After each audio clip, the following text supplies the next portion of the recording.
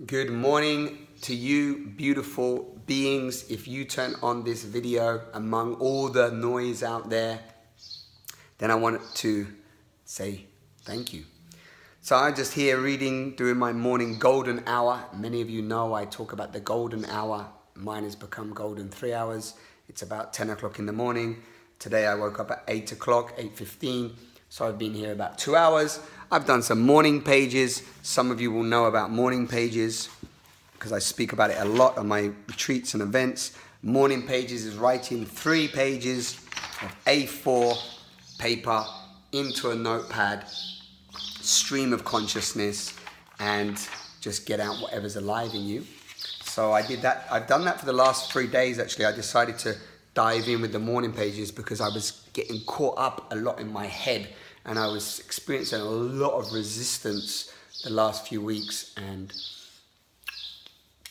I needed the tool that was going to help me out of it. And as always, as it has done for many years, morning pages was the one.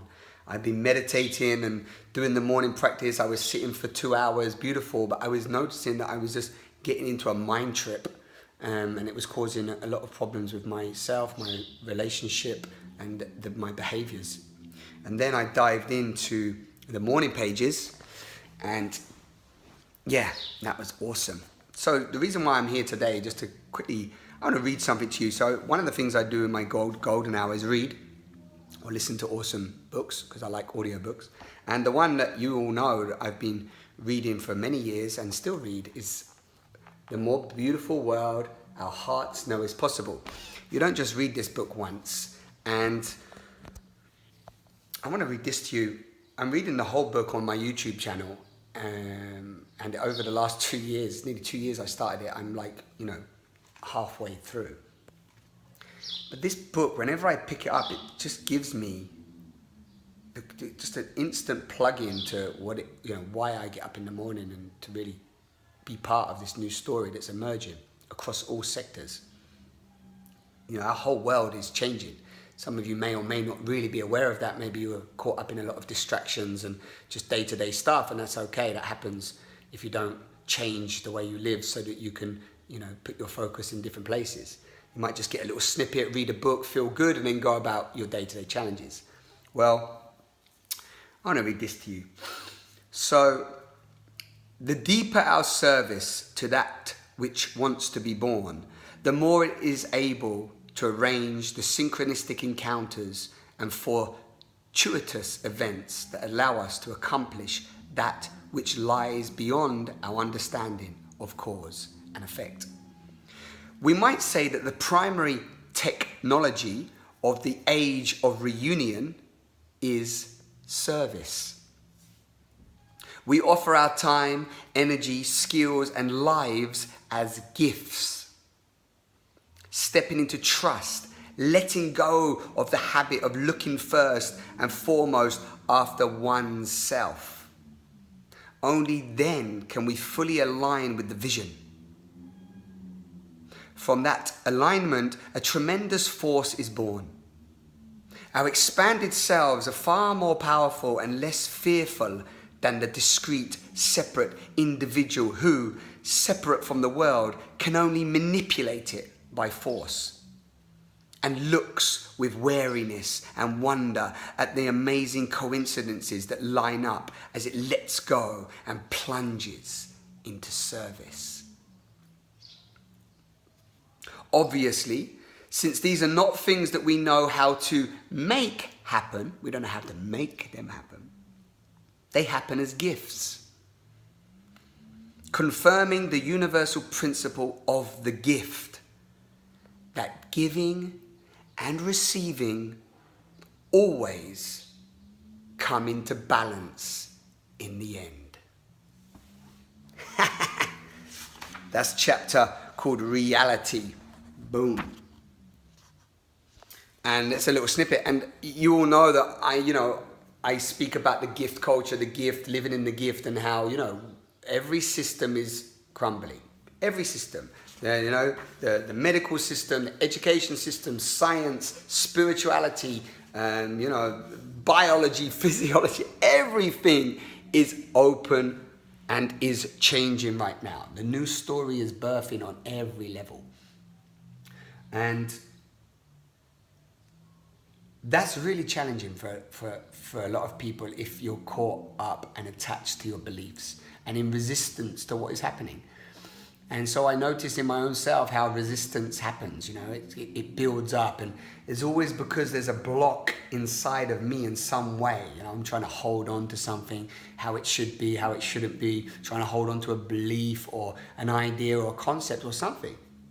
And then when I come back to these practices and just release, and get it all out, express transparently, speak whatever's alive in me, shake my emotions, move everything, then there becomes, there's a freedom. It's like it unblocks the hose pipe. You can imagine a hose pipe that has a kink in it.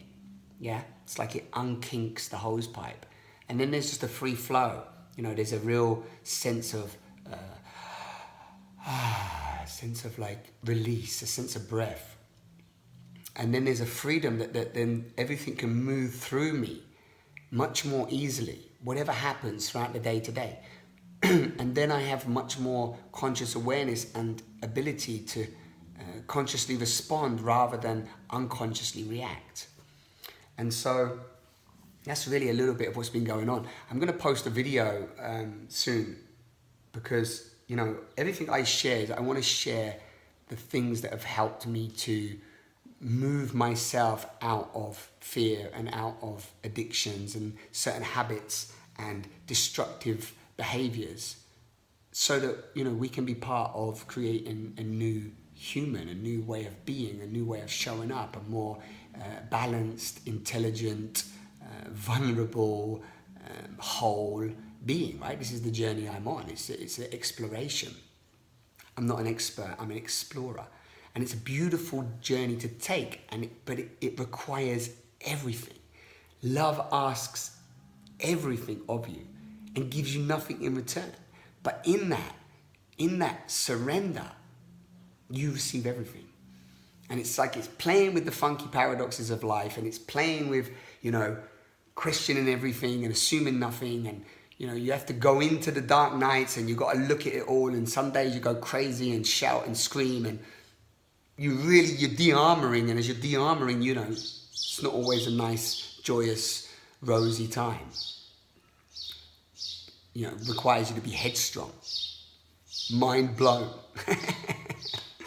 So there you go, a little video just to tap into you. The golden hour is the hour. Turn the mobile phone off or on airplane mode before you go to sleep. When you wake up in the morning, do not turn on the mobile phone or the internet or take any emails, or just tap into what plugs you into you, whatever that is for you. Today I did some writing about an idea that's coming, which you guys will see soon. I don't want to give it away now. But there's some of my notes. Oh, you didn't see them? And I wrote a few pages this morning on it. So it's a little idea to just spread love and these exercises and what I experience, what I've picked up along the way, and it's fun. And also sharing that reading, like I'm reading at the moment, I'm always reading this book, Charles Eisenstein's book, but another one I'm listening to is The Untethered Soul. And really, it's a beautiful book. It really goes into the human psyche. It really looks at how meditation and awareness, and what I mentioned a moment ago, how, cleaning the container so that life can move through you, with you, and you're not always so full of blocks and resistances, but you relax, release, let go, come back to center. And there's another little saying for you which might help some of you, is when we're caught up in the pain and the lack and the scarcity and the unworthiness, or the judgment or the expectations, the conditions, the resentments, when we're caught up in those, what I call the pain body, diminishing thoughts, the feedback loop from hell, as Mark Manson calls it, then you celebrate the catch. So with awareness, you spot it, yeah, you stop it, you come back to center. Or you can go, I spot it, I'm in the diminishing thoughts, I stop them, I step back from them, I realize they're not who I am. Then I come back to truth, come back to breath, come back to this space, and then I acknowledge it, yeah? So I celebrate the catch. I celebrate that I caught myself. I celebrate the catch. And then I walk on with a new state of awareness. So you're not just trying to demonize the emotional pain and the wounds and all the subconscious programming and conditioning that's been with us for thousands of years. You're acknowledging it, seeing what's underneath really what you're thinking and feeling, what's at the root, and then often that just needs acknowledgement and love. It just needs some real, I see you. It needs the recognition and the eyes of love. And then boom, you come back to a different state of being. So you're taking full responsibility. Remember, responsibility, ability to respond. You're taking full responsibility to whatever's arising, ability to respond to whatever's arising. And then you're choosing the higher self, the higher version of that. Yeah? And you do that moment to moment. That's a practice. And then you start to realize, I'm not fear. I'm not these diminishing thoughts. They don't run me. I'm not, just because I have a thought does not mean it's true. Just because I'm in these feelings does not mean that's my true state of being. And then you come out of that and realize, my true state of being is actually exuberance, joy, aliveness, thriving, equanimity. It's, coherence, it's wholeness, it's completeness. It's this sense of optimum. Yeah. So it's like it's a complete rewiring.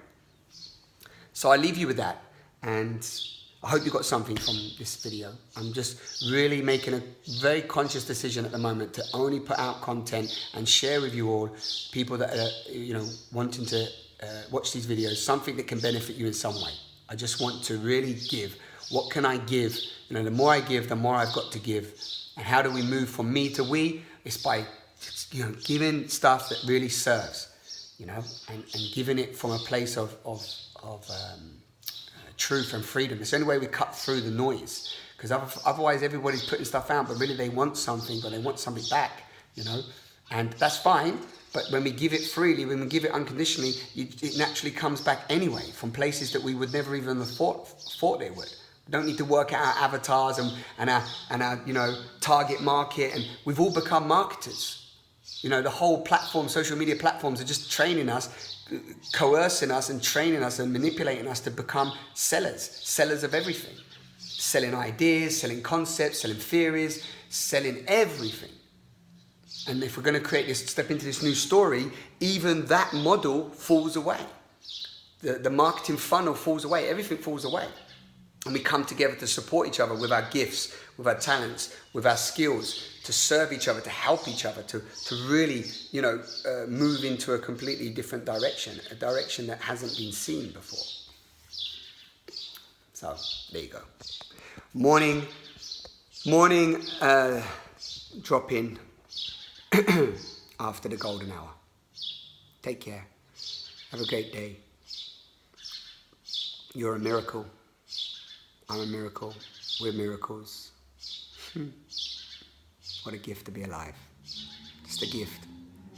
Wake up with the sun on your face, breathing. It's enough. It's enough to be grateful for. It's a gift. And however long we are in these bodies is a short time in the grand scheme of things. So, love yourself. Love yourself. I love myself.